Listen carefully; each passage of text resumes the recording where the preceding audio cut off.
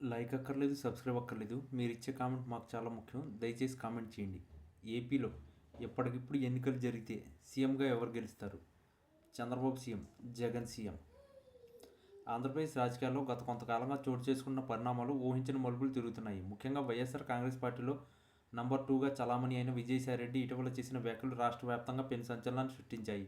జగన్మోహన్ రెడ్డి చుట్టూ ఉన్న కొందరు వ్యక్తులను ఉద్దేశించి ఆయన పందులు అనే పదాన్ని వాడటం పార్టీ శ్రేణులతో పాటు ఆ సామాన్య ప్రజలను కూడా విస్మయానికి గురిచేసింది. సాధారణంగా పార్టీ అంతర్గత విషయాలను పెట్టని విజయసాయిరెడ్డి ఇంతటి కఠినైన పదనాన్ని ప్రయోగించడం వెనుక ఉన్న మర్మమేంటి అందరూ చర్చించుకుంటున్నారు. అయితే ఈ విమర్శలపై పార్టీ అధినేత వైఎస్ జగన్మోహన్ రెడ్డి ఎలా స్పందిస్తారనేది గత కొద్ది రోజులుగా ఉత్కంఠగా మారింది.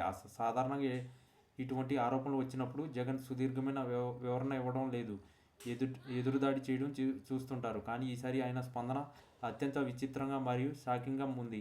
విజయసాయిరెడ్డి చేసిన పందులు వ్యాఖ్యలపై సన్నిహితులు జగన్ వద్ద ప్రస్తావించినప్పుడు ఆయన ఎటువంటి ఆవేశానికి లోను కాకపోవడం గమనార్హం. పార్టీలో చీలికలు వస్తున్నాయా లేదా సీనియర్ నేతలు అసంతృప్తితో ఉన్నారా అనే కోణంలో చర్చ జరుగుతున్న వేళ జగన్ కేవలం ఒకే ఒక్క మాటతో ఈ వివాదానికి ముగింపు పలికారు. అది వినడమే అనే పదం. ఆయన అన్న ఒక్క మాట ఇప్పుడు రాజకీయ విశ్లేషకులను ఆలోచనలు పడేసింది. వినడమే అంటే దాని అర్థం విజయసాయిరెడ్డి చెప్పిన విమర్శలను తాను గమనిస్తున్నానా లేక ఆ విమర్శలు వెనుక ఉన్న అసహనాన్ని అర్థం చేసుకుంటున్నానా అనేది స్పష్టంగా ఉంది. రాజకీయాల్లో ఒక్కోసారి మౌనం కంటే చిన్న మాట ఎక్కువగా ప్రభావాన్ని చూపుతుంది.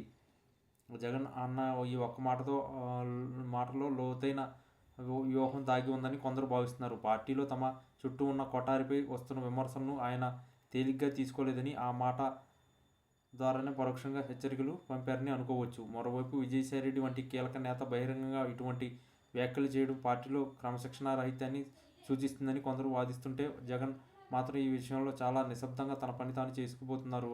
ఆ ఒక్క మాట వెనుక ఉన్న అర్థం అది కేవలం ఆవేదన కావచ్చు లేదా అంగీకారం కావచ్చు. ఒకవేళ తన చుట్టూ ఉన్న వారు నిజంగానే పార్టీకి నష్టం కలిగిస్తున్నారని జగన్ భావిస్తే రాబోయే రోజుల్లో ప్రక్షాళన తప్పదని ఆ ఒక్క మాట స్పష్టం చేస్తుంది. రాజకీయాల్లో సంబంధాలు ఎప్పుడు ఎలా మారుతాయో చెప్పలేము.